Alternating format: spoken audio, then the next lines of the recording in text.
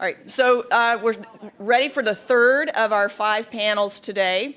And one of the things you may notice, and we've tried to do this in previous years as well, is we actually try to use different formats for different discussions. And this one is going to be a very interesting and different format that we've not tried before, so I'm very excited to see it. And here to moderate the third panel, who's the Director of Business Development at Oxford Finance, is Keelu Sanborn, who's also on the organizing committee. So. Thank you. Thank you to everyone who came back from lunch. We know this is a postprandial panel, and we are very distinctly determined to keep you awake. So let us know how it works, and do participate in the Q&A that comes in the end. But before the end comes the beginning. And so I would like to say that welcome. You're in for a treat. You probably didn't know, but you're coming for a show. And so what we're about to witness here is a dramatization of what happens when innovators actually take the innovations to the wide world beyond. So you have an innovator, you have a patient, you have a doctor, you have a payer. You can imagine what happens next, but in fact you don't even have to imagine, you just need to watch. And the esteemed panelists are here. I will quickly introduce them, but before I go there, I would like to mention a couple of things. In order to respect people with real medical conditions, we have taken the liberty to make up one. Because of the HIPAA regulations and patient safety, patient information concerns, and so on, we ask for no photographs. You will know why shortly. It will not be a TechCrunch moment, promise that. But it will be a made-up, fictional, painted thick kind of a conversation. And the conversation focuses on the macro level on alignment between the interests of different stakeholders, how decisions really get made, what are the values that different parties hold. And as you probably know, having been in this industry, oftentimes it may happen that you are a stakeholder of a particular kind, let's say an innovator, and you enter the wide world and you're talking to someone and all of a sudden you have a question, what universe is this other person from? Their language is alien, their thinking is alien, their values are alien. How can this conversation go on to the point where I, as an innovator, get to be successful in the end, as well as help the patients, as well as the doctors, and have the payers have it all make sense? So this is a conversation we're about to enter. In terms of my panelists here, to my right, there is Lisa Sonnen. In real life, she's managing member with the Silas Group, and in fact, she's going to turn back into managing member shortly after she finishes playing the innovator. She also is an excellent blogger, and if you're not reading Venture Valkyrie already, you should. You're missing out if you're not. Not only that, but today or maybe tomorrow is the day that her book is coming out, Tectonics, isn't it? Yes, it is. So I can't wait to get my little hands on that, and I think we'll all enjoy that. And then next to Lisa is Julie Roberts. Julie is highly experienced in the health insurance community. That's a big black box to many of us, but you should just know that until recently she was a president with California Blue Shield, general manager of a billion-dollar individual and family business department, so she knows a lot about how payers think, and not surprisingly, she's playing the payer on this panel. We have Dr. Einar Sawyer, and actually her title was so long it didn't fit on the slide very well, so I'll just try to summarize. She's an orthopedic surgeon. She's a professor. She runs a musculoskeletal. In fact, she can say what she runs. I'm not quite sure how to say that. The Skeletal Health Service. Better bones across a lifetime. Thank you. But what I did want to put on the slide is that she's also involved in the Digital Health Innovation Initiative, and in fact knows a lot about the future of healthcare because she thinks about it a lot. And then last but definitely not least is Debbie Baker. Debbie is playing the patient to Dr. Sawyer, who's playing the doctor. And Debbie has, in real life, a job with Oxford Finance as a business development director. And in that capacity, she sees a lot of deals, a lot of innovation companies, particularly the ones that are actually going places, that are commercializing or that are going through clinical trials, and so brings that wealth of understanding. But as a patient, she has a very particular condition in this skit to follow. And so why don't we get started? And what we're starting with is innovator Lisa here. She happens to be CEO of BumTech, and she is going to talk about a specific procedure that will help out Debbie. She's now going to pitch the VCs. You in the audience, you are the VCs. Just picture yourself as middle-aged white men on iPhones. Okay. Let's see. There we go. So, in the moment, okay? Scene. My name is Lisa Soonen, and I am CEO of BumTech, a company that has pioneered ass reduction surgery without surgical excision to address the scourge of derriere elephantitis. And for people who are familiar with this situation, realize it affects about half of all women. So 75 million people is actually the market opportunity initially. And of course, probably most men too, but they don't talk about it as much. It costs the healthcare system gazillions of dollars, this condition, not just in direct services, but also in purchase of Spanx and other related products.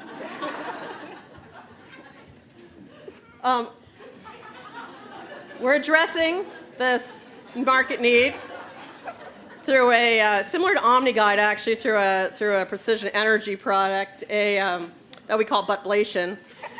It delivers minimally invasive energy to treat the derriere elephantitis and is an alternative to the now open procedure that's more commonly done. We have FDA approval, so naturally, and we were able to get it fast using predicate devices with a 510K, so we didn't have to do any clinical trials. Yay! And we know that everybody's going to want to pay for this because it's a really big condition and affects a lot of people and causes serious medical effects on the women and men who suffer from it, including back pain, balance problems, knee stress, and depression, particularly at bikini time. I'll show you the device. I always think it's useful to see. This is the women's application device. The battery's not working. I'm devastated because it's really cool when it's working. Damn it. I swear it works in the lab. And when we go to the men's market, we have this version applicator. This one lights up too, but I'm devastated about my battery situation. Nothing. All right. So we're excited because we feel like this product's going to be important for the marketplace, critical to medicine.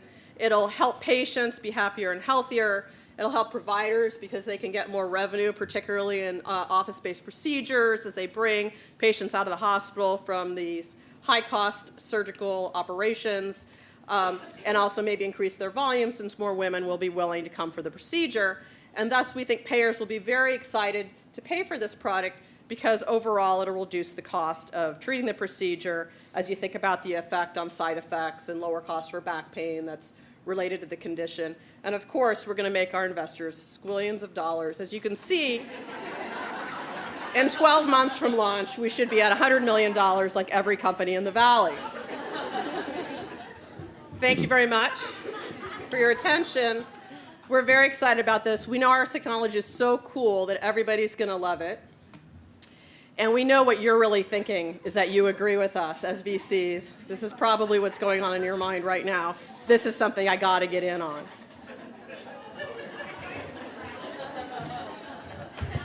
Thank you, Lisa.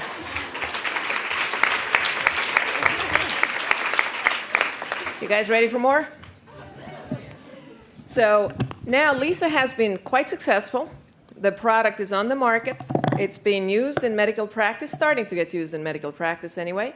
And so what we're about to witness next is a scene in the doctor's office. Patient Debbie meets Dr. Sawyer. Hi, Dr. Sawyer. My name is Betty, and I've been having this problem for some time. I couldn't sit in just one airplane seat. My marriage is a little bit on the rocks. And so I went to the internet, and I've done a lot of research. And I've discovered that I think I have this condition called derriere elephantitis based on my scientific research.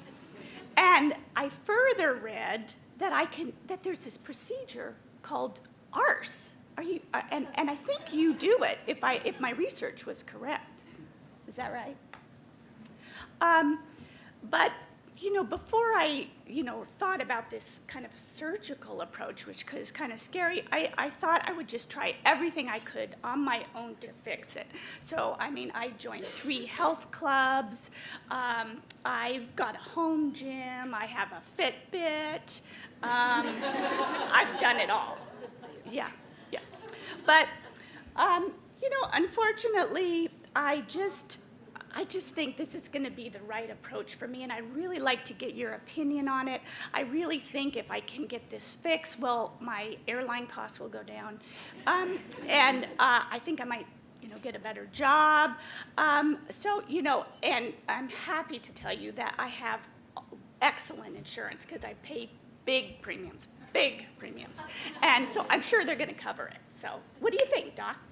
Well, Betty, first of all, I'm really happy to meet you, and it sounds like you have a really big problem. And I'm impressed with your initiative and that you're doing such a great job in self-management and such thorough research. I'm sure you used credible sources, a woman as bright as you. And I think what would help me at this point is to actually have the slide advance. That would be very helpful. And then I think what would be really helpful next is to examine you. I like to make sure we've done a good history and a good examination. So if I could ask you to just stand, I'd like to see how you do with getting from sit to stand, if that would be okay.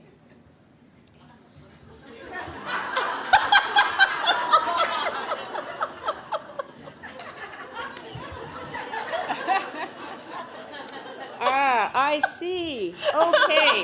Well, sit down, buddy. Betty. I'm sorry about that. Well, you can see by my name, Dr. Sawyer, that I like to cut. I like to operate. But I also I like to review all the non-invasive options first. And since you're such an organized and bright woman and disciplined, I expect that you do know a lot about exercise and diet and that you've worked very, very hard on that. Very hard, yeah. Very good. Okay. Well, so then I do think it's reasonable to consider some of the procedures. Now, this procedure has been around a long time in different formats, different varieties, and those we know work really well, and they're safe. So the more traditional surgeries are the ones I would lean to first of all. Mm-hmm. You look agreeable but a little discouraged. So perhaps you're really interested in this particular innovative procedure. I think. Okay. Based on my research. There are minimally invasive procedures, and as you know, our office, we do offer ARS, and for patients with your condition, and you do have a big problem. So we usually do it after you've exhausted every other possibility. In your case, I think that's true. So I'm trained in it. I think it's very promising, and I'd be happy to go to bat for you and contact your insurance company. Great, thank you. This could take a while. They tend to put us on hold. Hello. Yes, I'm looking for authorization review. This is Dr. Sawyer. I'm requesting an authorization for the ARS procedure for a patient who has failed conservative measures, and she tells me she has excellent coverage. She certainly has profound indications for the procedure. And by the way, I was actually thinking that we could save you a little bit of money by doing a bundled procedure. I tend to call it augmentation by relocation. And I think this might actually be a good deal for you, and I wanted to let you know that I'm conscious of the costs. Well, this is very, very interesting, and of course, we always want the best for our patients, and we always want the best of care and what they need most and what they pay for in their premiums. So we will seriously consider this. I'll have to do some more research. Just checking the slide. I do think that there could be quite a demand for this, and it's very interesting that there could be a big opportunity, and it could really help a lot of people. But what about the evidence? Is there a lot of the clinical trials, and is there a lot of outcomes, evidence that we can look at? And where's all the information that we usually have when we're trying to approve a new type of procedure? And are you still there? Because I'm not sure we even have any codes to pay for this, or we really, we'll have to look at this? Well, maybe I could do a little more homework on that side of it and get back to you. Sounds like a great idea. And this is where Dr. Sawyer will have to have not only an uncomfortable conversation with patient Debbie, which you won't witness because that's patient, privacy, but also a uncomfortable conversation with Lisa, the innovator. And now this is a moment of truth for Lisa, of course. Wow, I heard today that one of the patients who went in specifically asking for my procedure can't get it approved by the insurance company. Unbelievable that these guys don't care about patients at all. And yeah, I know it's expensive and all, but it's going to change people's lives. And I wish I'd done a little bit more on the clinical research side and published some papers before I got it out there. Probably would have been a good idea. I wonder if there's a self-pay model that I can pursue in the marketplace. And at this very suspenseful moment in the company's history, and for everybody individually, we will now switch, and everybody will take off their Butts. big behinds, and we will now have a serious panel discussion about the same topic, about alignment of interests, alignment of different stakeholders, the conversations that happen, and the values. And so Lisa turns back into a venture capitalist. Julie, in front of your eyes, stays as a payer, but a serious one this time. Dr. Sawyer is Dr. Sawyer, but now an orthopedic surgeon. And Debbie is a finance guru with Oxford Finance. And so since we are talking and promising to talk about alignment, and since we saw how the interests, the values, and the thoughts may be misaligned, maybe I'll start with Einar, with you. You've given a lot of thought to alignment and to the topics of what's important to make a functional healthcare system. Could you share with us some of your thoughts of what's really happening out there, what's the status quo, and what would you like to see? Well, from the healthcare side of things, of course, we're really interested in effective solutions, and we're also looking at how we can do cost containment and give better care to more people for less money, which is a tired phrase, but it's a really valuable phrase. And so when I started getting into device and digital health innovation, which I've been in for a while now, I really realized that we need a lot of players at the table because it's a multidisciplinary process to get to a real solution or to get all the way from idea to impact.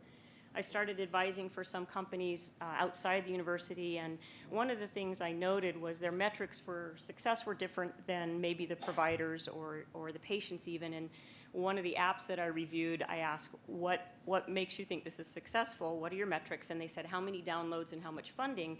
And I said, does it work? And there hadn't really at that point been any evaluation. It actually wasn't in the discussion about a year and a half ago. Now we all know people have gone up the learning curve on that, and funders and consumers are asking, does it work? But to make something that's effective, we need players from many different disciplines.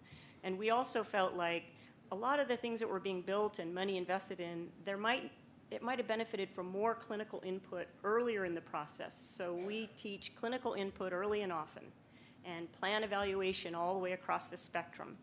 And then on our side, from the healthcare industry, we feel like we have some sweet spots to contribute, and we really should be at the table in the innovation process. We can identify pain points from the front lines, conceptualize some solutions that fit into process or identify where process needs to be disrupted. And then the evaluation piece, as I mentioned, is a stronghold of ours. But we are at a loss in getting across the arc of development and translating ideas up and out of the university or out from the front lines of healthcare. And that's where we need all the partners in this room. And that's why I'm really excited about the multidisciplinary approach that this conference has taken. Do you think alignment is even possible? Well, it's interesting on the subject of alignment. I find myself working in different cultures. So I advise at Rock Health, and I advise within the university. And at Rock Health, it's the metabolic rate of a mosquito. And I get over to the university, and it's the metabolic rate of an elephant. So there are definitely cultural tensions when you bring disciplines together. There's free the data, and I love Andy Grove. Free the data is on one side of my email list, and the other is I will be fined $250,000 for a breach of patient information. And so there are tensions across disciplines, but I think that's why I think we need a whole field called aligned design. We need to find alignment between the tensions of the disciplines, and it's going to be a dynamic alignment. It won't be just a static place where we comfortably sit from these polarized places. But it's so important, and I think it is without getting too gender specific, I do think it's a real strength in women that they can collaborate, cooperate, and find alignment. Thank you. By the way, I heard something last week that I really would like to share with you all. I was at a conference in Helsinki, and a VC over there had recently heard a very interesting phrase that I think is really appropriate in this alignment conversation as well as in the context of the skit. And it was culture eats innovation for breakfast. Think about it. It's quite true between the different cultures and all the many failures of innovation to get out there as originally conceived. I'd like to turn to Lisa now. Lisa, as a venture capitalist, you've seen gazillions of companies and business plans, and you've funded some, you've sat on the boards, you've seen many different pivots and turns and ups and downs. And so what does alignment mean for you? And what does it mean for innovators and innovation entrepreneurs as well as investors? Do you really care? Is it important? What are your thoughts? Well, this is funny, that quote, culture eats innovation for breakfast. I like that. I was going to say venture capitalists eat innovators for lunch. But, you know, I've been in this field, in my job for 15 years. And we started as a fund, our fund's philosophy was when we started and remains, but when we started it was considered really weird that we looked at every company through the lens of how do you improve quality and reduce cost to the system. And so when entrepreneurs come in to my office or my colleagues' offices, you know, the first question we ask is, we start with whatever your thing is, we just assume it works. How does it align the incentives of patients, payers, and providers and save money to the healthcare system? And up until probably 3 or 4 years ago still, most of the people that came into the office would blink long and hard when you started with that, because they were in the mode of, here's my cool technology, my cool science, my cool whatever. You know? And that's changing. That's clearly changing. I mean, you can see that there's, you know, not just our conference, but even at the more traditional med tech conferences, you're starting to see these issues become very commonly discussed, but it's very new. So for us, you know, we have this belief that alignment of the key parties is essential to success. And while we were kind of right back then, we're really right about that right now. I mean, you really can't bring a product to market and succeed with it if you don't align the patients, the payers, and the providers' financial incentives as well as the clinical incentives. And if you think about putting the investors' alignment into the mix, you know, my job description is really simple. It's like, take this guy's money and make more money with it. You know, it's really simple. So if you can't get a product through the pipe to market and sold in a world where people really care about economics and alignment of value, you can't make more money from that guy's money. So it's very basic from my standpoint. Thank you. Julie, now, as a payer, I was actually thinking probably the hardest when I was thinking of what questions to ask you, because it's kind of a black box or some distant universe that innovation folks usually aren't as familiar with. And so do you, as a representative of the payers, if you will, on this panel, do you even care about alignment and how things fit? And how do you think about that whole thing? Yes, we care. We care. But I think the challenge is, and it was touched on, I think, this morning, is that, and Lisa just touched on it too, that I think for so long it's been about the cool technology and about the marketing and about convincing the doctors. And innovators haven't really started early enough in the process really thinking about their reimbursement strategy. And this was even just a couple years ago. I was at Health 2.0, and there were just all these cool technologies and apps, but nobody was talking about their revenue model or their revenue strategy. It was just all about this cool stuff. And I remember sitting there as one of the few payers in the room in a sea of young, you know, developers and entrepreneurs. I just was like, well, who's going to buy this? Who's going to pay for it? Because consumers are already paying so much for their insurance premium. Do they actually want to then pay more for all this extra stuff? And if not, then they should really be talking to the payer about adding this to our products or adding this somehow. So it's just been kind of, I think, looser in the past. And as Lisa said, people are sort of cluing in now. So I would say to innovators today, what we find is that people come to us very late in the process, and now it's out, it's cool, they're trying it, and they want to figure out how much they can get paid. And that can be, even with Medicare, which is usually where the commercial payers look. We look to Medicare first to see if Medicare is covering it. That can be an 18-month to 4 or 5 year process to get the codes in place to be able to pay. And that's what a lot of commercial payers look to first. And if that hasn't started, it's going to be a long haul. And if it has, it will still be even some delay.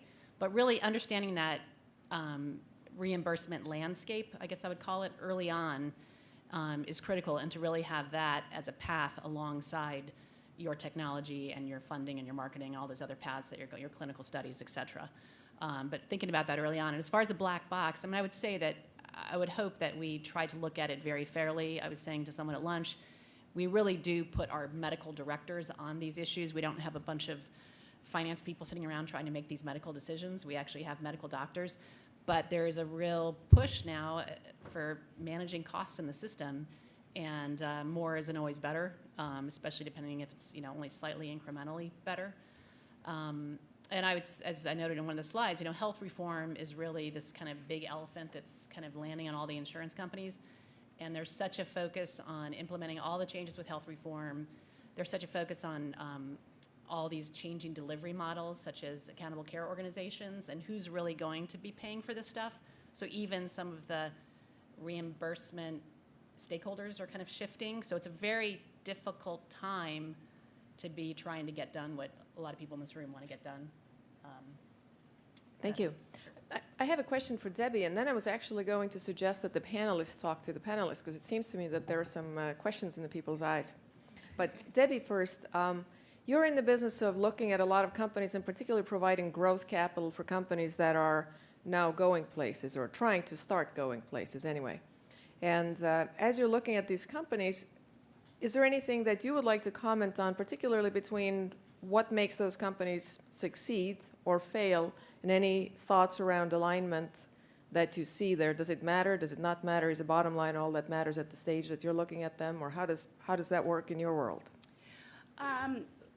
Anymore, our first question is, what is the reimbursement path, and how well developed is it, if not completely developed? I think, as Julie was mentioning, the companies that have been successful are the ones that, as they started product development, were having reimbursement consultants in and thinking about that right in developing the trial, so that they're gathering the appropriate information that supports not only the efficacy of the product, but also the economic benefit to the different constituencies, as well as, of course, the benefit to the patient. I think it's just, we're in an interesting industry where the consumer is not the payer.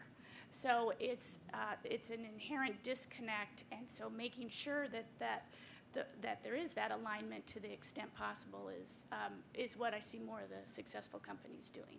So you're saying that Lisa basically should have taken the battery-operated surgical device and should have talked to reimbursement consultants right away as a bump tech CEO. That's right. Okay. Yeah, and I actually, had I been me, I would have told me that it wasn't only the lack of clinical studies that was the problem, it was the lack of economic studies. I mean, so many of the companies I work with put that on the back burner. They don't do them at the same time, and I think that's a terrible mistake. And I think a lot of times it's rooted in not wanting to know, honestly. Is it really going to save money? Is it really going to be better? And I think historically in our industry, the not knowing was kind of better than the knowing. And I don't think we can sustain that attitude anymore. You just can't justify how to sell your product if you don't have a story about why it is at least economically neutral, if not economically better, and clinically more efficacious as well. And furthermore, the only thing we see getting funding anymore is if it is delivering substantial cost savings in the market, and ideally doing that in a fairly short time frame. I was speaking with Julie about the average life of a patient that they cover, and I think you said, 2.7 years, and that differs by payer. So if you're in the Kaiser model, for example, I think they have a longer term, more holistic view, right? But they want to. Our impression is that the payers want to see that cost savings in that window, and if it's not there, but it's a long-term benefit, it's not as easily reimbursed. I don't know if you agree with that, Julie. Yeah, I would definitely agree, and I would say that number even changes across the different lines of business, that if you're in the individual market, people can churn every year as they look at renewing their policy and buying a potentially cheaper policy. It tends to be a little bit longer in the employer market. But as we think about health reform, it is really targeting those who don't have insurance through their employers. So the, tens of millions of Americans that are going to be coming into the market are going to be buying insurance on their own. So they will be the type of member who churns more often. So it may be even harder when you get the payer to think about the return on these products when they know that people are walking out the door and coming in all the time, where people do tend to go to Kaiser and stay at Kaiser, so sometimes that may be a payer that you'd want to talk to first, but it really depends.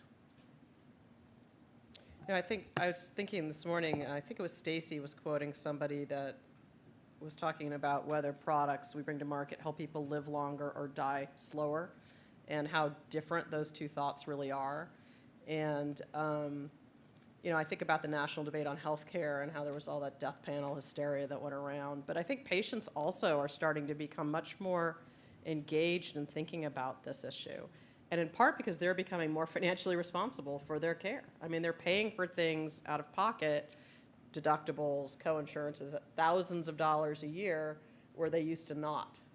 And I think that's part of it, and also just better education and information out there in the world about good choices and whether, in fact, taking this drug or having this procedure will let me live 2 weeks longer or 2 years longer, and is it worth it, both clinically and financially and just sort of ethically. So I really think that has become part of the debate as well. And while I myself come from an insurance background and just as cynical as some of the others on some fronts, I also really think that, the physicians I've worked with at the various big health plans care about that a great deal. I mean, they care about making money because that's part of their job, and then they care about doing the right thing. And it's a very interesting balance, I think, ethically for them. I mean, don't you think? Yeah, it's challenging. I think that leads into something I've been thinking about across our different disciplines. There are some common themes, and one is that we all do sort of a risk versus benefit ratio, a balancing act, and an assessment in that way. We may be balancing different things. In our arena, we want something to be safe, we want it to be effective, we want it to be covered because we want it to be sustainable. And that the order of those things may change, or we may have different priorities, but we're always looking for risk versus benefit in our different disciplines. And I think alignment can come where we share those more. We share benefit, we share risk, which I think we may see with some of the new reimbursement models. Certainly physicians are becoming much more aware of the costs, and we're not able to just ignore that now, because we also want people to get what they need. We want to make sure that there'll be ongoing sustainability and that the wheels will stay on the cart. And if I came from private practice and into the academic situation, different models, but all in all, we want to keep the doors open. We want to keep providing care. So we need to care about the cost of things. So I think really trying to figure out some alignment around risk versus benefit ratios and maybe sharing them more, we come closer together. Get rid of the thought bubbles and actually use them and actually talk about them, right? Well, my favorite one today wasn't even up on the screen, but we had the representative from the insurance company saying, "We care." Ouch. It's on my paper. So, Well, maybe, Einar, it's become very difficult for medical device companies to market to docs directly, to come into the, cath lab or come into the, the ORs and things the way compared to how it used to be. And, the hospitals, administrative people are, created gatekeepers to all that. And, there's good reasons for that, and there's not so many good reasons for that. There's both, right? And I'm just wondering, what is it that it takes to get a physician's attention now in a world where physicians are now becoming employed, or they're starting to be financially more at risk for the cost of services versus before? I mean, has it changed? Does it change the way you and your colleagues think about the new products you see, this change in financial risk and the change in marketing tactics? Well, I think it does. I mean, a lot of it isn't our choice anymore. We don't choose necessarily which implant to put in unless we think that it is a big margin better than the one that's being, offered to us by the facility. And so it is up to us to continually keep up with what are the new innovations, what are the new technologies, and first of all, are they safe? And second, do they add a big margin of providing a better outcome? And if that's the case, then we go to bat for it. But there are layers and layers of decision-making over us now. We don't necessarily, in most facilities, just pick up a phone and say, I want the Synthes large frag set for this fracture. We basically will, there are layers of purchasing decisions that happen now. If we can really say this makes a difference, I want this for my patient, then we do that still. So what do you need to show that? What's the pile that needs to walk in with you? Well, I think, first of all, like I said earlier, the evaluation piece. It just can't be left out. And if you're building technologies, I know if you're in device diagnostics therapeutics, it's built into your formula, but in digital health, it really hadn't been it's just barely coming in, and the methodology hasn't really evolved.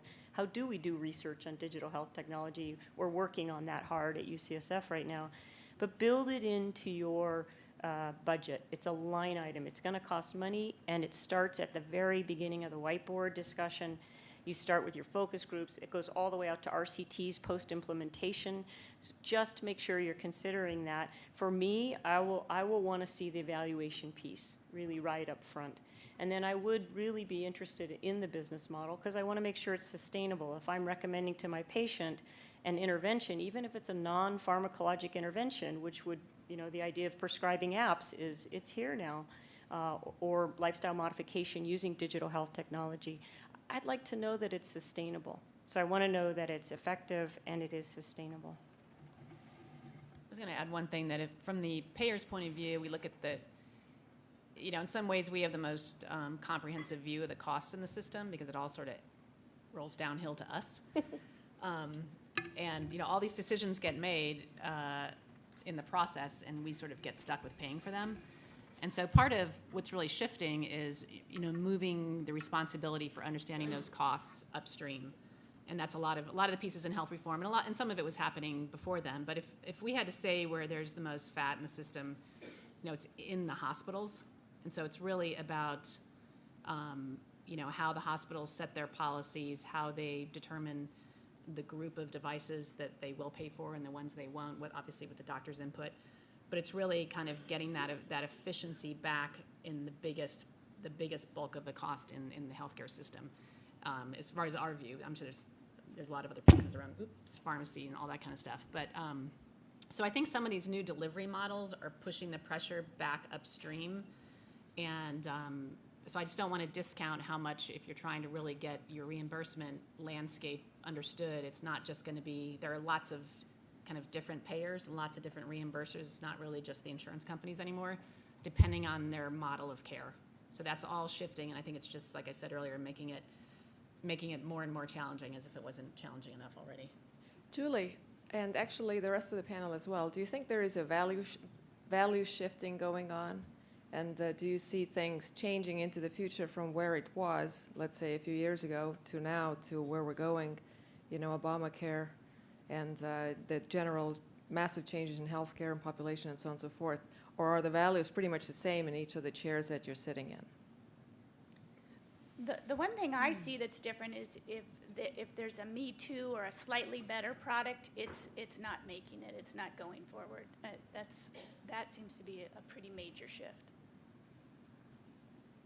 Yeah, I think that's really true, and I think there's a lot more emphasis too now on products that drive things out of the hospital and into the outpatient setting that create revenue opportunities for physicians in addition to in the hospital, revenue for the hospital.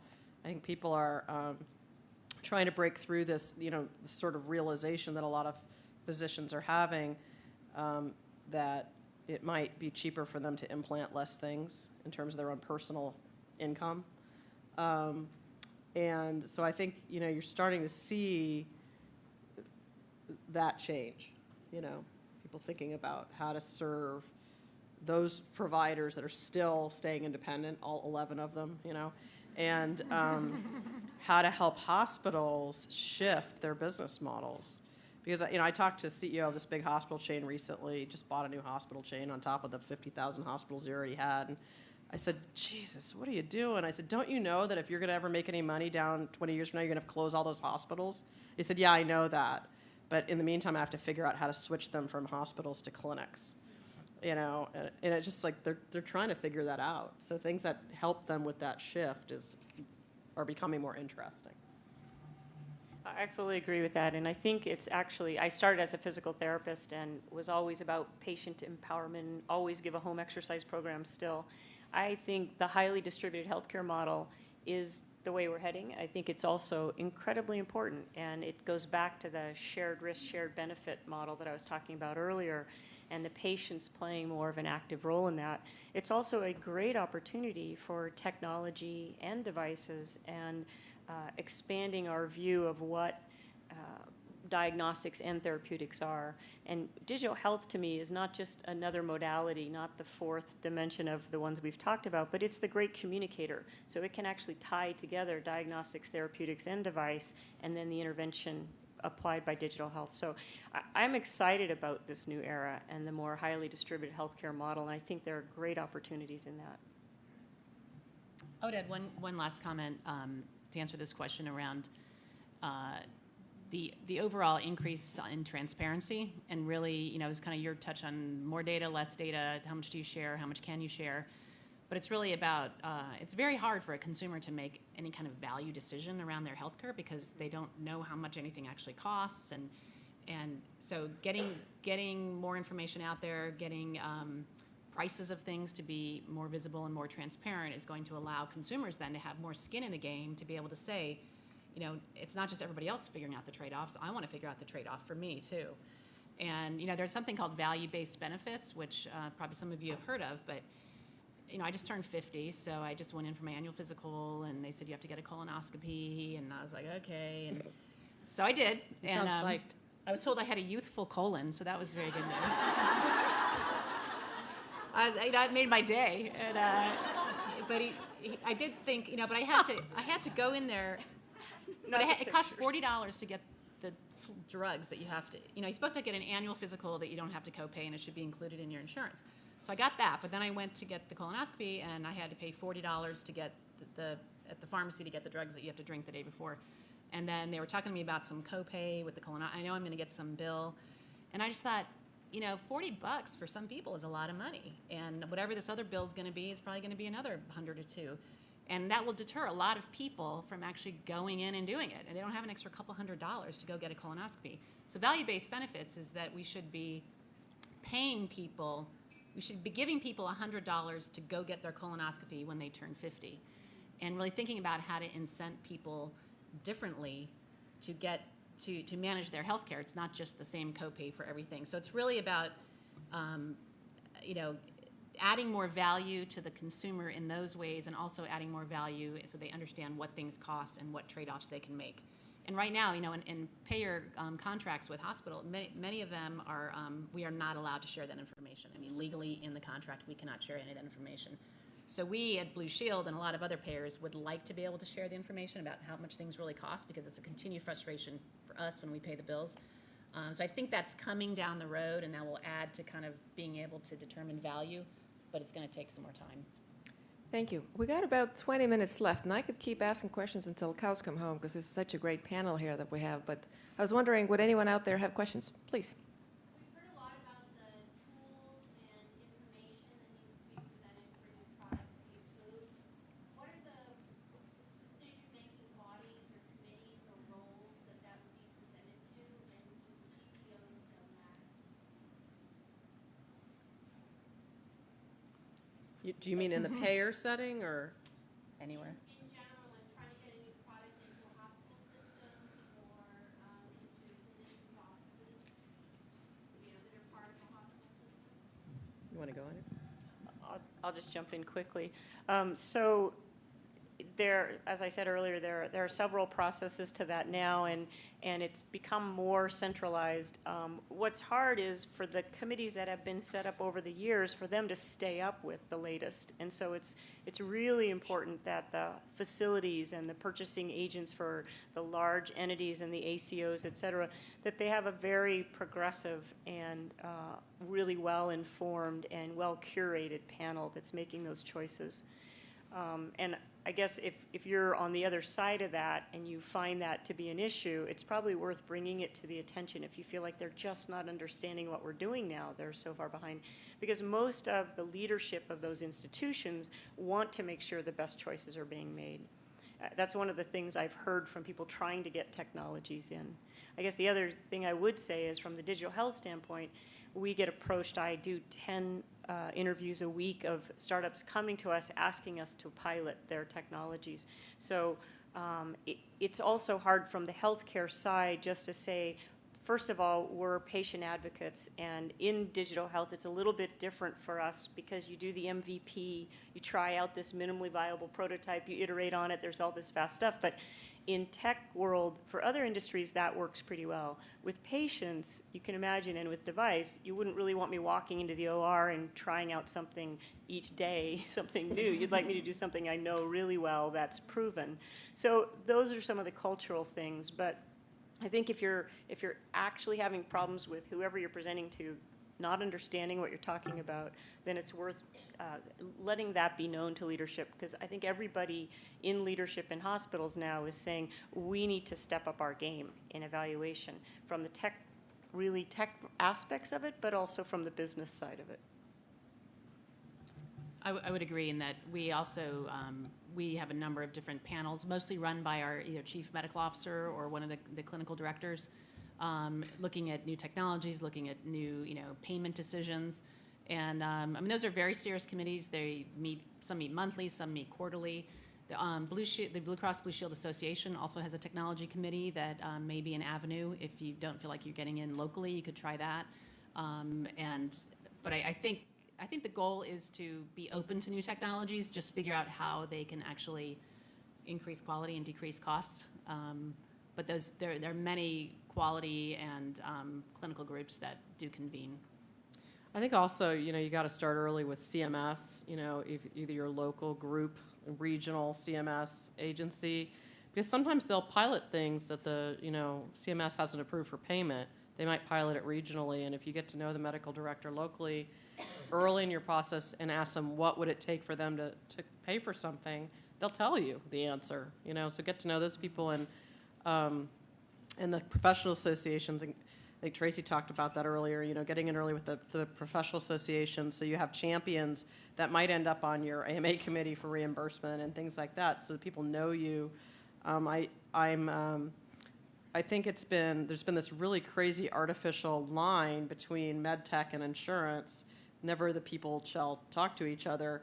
And I meet with companies and I say, when was the last time you checked in with United Healthcare about what they think about this? And they say, who's United Healthcare? I don't know, the biggest insurance company in America. Then you might want to talk to them because they cover a lot of people, like 70 million or something. And they have no idea where to start. But every health plan has a medical director in the state, in each state, basically, that they're operating, and at the corporate level, too. And they usually have a committee, like to Julie's point, that's a med tech or tech approval committee. The bad news of those, I did a little survey before I spoke to a med tech group last year. called a bunch of my, medical device pals at United and Aetna and Cigna and all these guys, and asked them how many new devices were getting approved for payment every year, and the average number was 2. And there was one plan that said more, and they said they have to because there's a lot of med tech in their community, and it would be not nice not to approve some of those things. And there were some that said 0, So there's really not a desire, fundamentally, I think, to bring new stuff onto the formulary or the equivalent of the formulary unless it has a pretty profound improvement. I mean, are there areas, what are the areas that your medical directors would have been really happy to see innovation, new things? But cardiology? ablation, right? But ablation, yeah. Exactly. Because they all have wives, for God's sakes, yeah. But Yeah, I don't even know. yeah, I mean, it's definitely not a topic of discussion at executive meetings. interesting. Yeah, I mean, it's definitely kind of within the chief medical officer's group. Yeah. It's not something that kind of comes beyond that. My guess it's sort of the top 3 cost areas. It's going to be, Yeah. cardiovascular, diabetes, and back pain. Probably the things they're interested in seeing new things in, and everything else is sort of like, yeah, whatever. And the never events. Never events. I want to just follow up also. So the whole committee idea is very important, but it does really matter that you have clinical input early and often, and those people can become your internal champions. Because if you're trying to approach a system, as you know, it's always good to have an internal champion. They won't be the ultimate decision maker, but they can help you sort and triage a lot of the stuff before you get to that committee. We have a question, and then another one, just a couple people down. So you alluded in your skit, which was great, by the way, to the role that patient information on the internet plays. And we learn a lot about how many health decisions are made by women, and women tend to research these things on the internet. I'm curious what you think the responsible medical device company does about that, because I think there are pros and cons of some of the ways people have implemented patient education on the web. So I was curious what the committee would think, or the group. You're the doctor. What do you think? Yeah, so I always try to direct people, because I love it when people are empowered and want to do that type of thing and take. I was sarcastic up there, but I do think that it's really important. But there's so much out there, and there aren't good credentials yet for what's really good information and what's not. So I try to direct people. I think the hard thing for me with branded patient education is, no matter how good it is, and if you reference all NIH-funded studies, et cetera, the branding immediately drops the credibility just in a perception. So if there's a way, I know it's useful as a marketing tool, but if there's a way to move it just more into service and eliminate the branding, so it's very valuable. Or co-develop with an academic medical center, and we do this now with several of the digitally tech-enabled education material companies. If you can look at it as a generalized service, and ultimately it will trickle down to your benefit, but it's not as immediate as sticking your brand on it.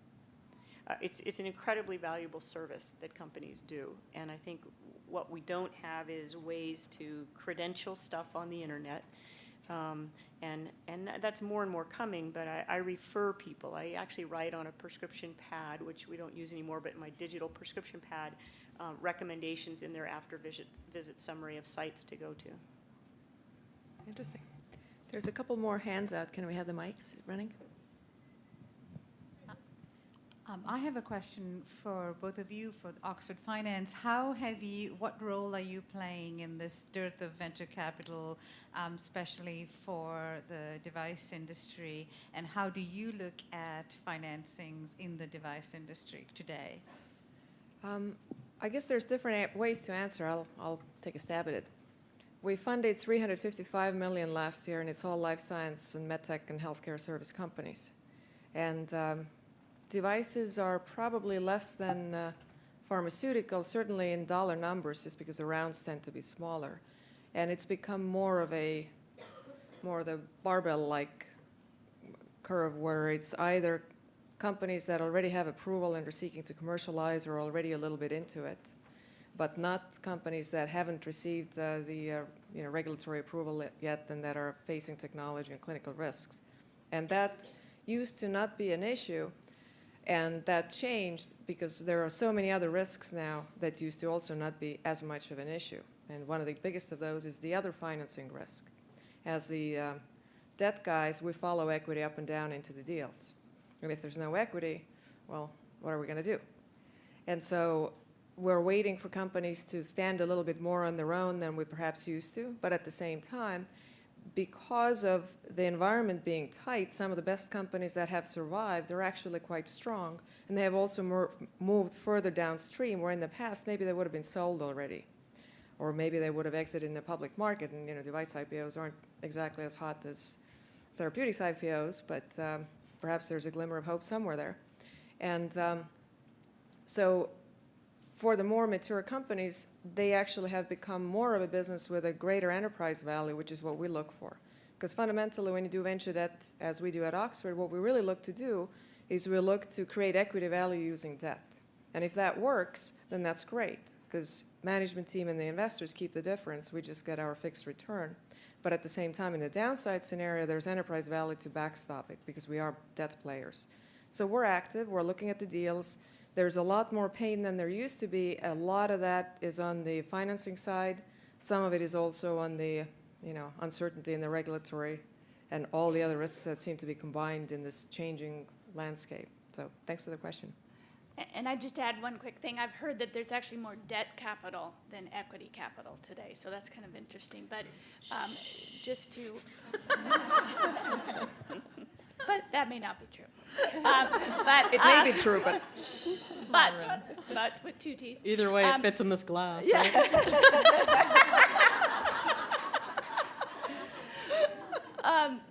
But Yeah, I'm saying that. Anytime, Deb makes great sense, anytime it gets you to your next valuation inflection point, because that's then beneficial, because then you can go get that equity at an improved valuation. So that's where we like to see it used. Thanks. We have room for one quick question, and then there we go. Yeah. Julie, I'm just curious, we really, and I'm from iRhythm Technologies, but we've been very focused on physician advocates. How does a payer feel about physicians calling up and saying, you need to pay for this technology? And if we hit you with a campaign, what is your response? As opposed to one physician calling a medical director, but several. How do you do that? I'm not speaking from immediate experience. I have, because I'm sure they would be talking to the other doctors at a Blue or at a company. But I think overall it's a good thing, and I think it'd be perceived positively. I think the more medical support, more clinical support, the better. And you might even bring somebody into the actual meeting to be part of the presentation. But I think overall that's positive. I think, having gone through my little survey recently, it would be really positive if they come armed with real data. Yeah. I mean, if you come armed with, my high school roommate invented this cool thing, they don't get real excited about it. But if you can put it in terms, I think the doctors want to see the doctors, and if they want to see it in terms of how is this going to benefit my organization, not just your organization, right? But I think there's a lot of openness, particularly around the high-cost, ticket items, and obviously what you do is a high-cost ticket item. So it was interesting. I recently had an experience to use that product, which I'm fine, so no, those of you who care. But it was interesting because it was at UCSF actually, and the doctor offered me something else, and it wasn't very elegant. Not that that's so incredibly elegant, but it's better than the alternatives. Was very open with me about this is a better product and it's more expensive and you're going to end up having to pay for that. And it was so interesting having that conversation with a doctor, which I had probably never had, except for maybe back in the days when Cytic's, pap smear product wasn't covered yet, where they would say this is a better product, you can pay for the extra $40 or whatever for it. So it was very interesting, to have that in the clinical conversation for the first time, really. Thank you. I would like to thank, first of all, the audience. I didn't hear any snoring, and most of you seem to still be with us. And I would very much like to also thank the panel. Thank you, everyone. Good job, guys.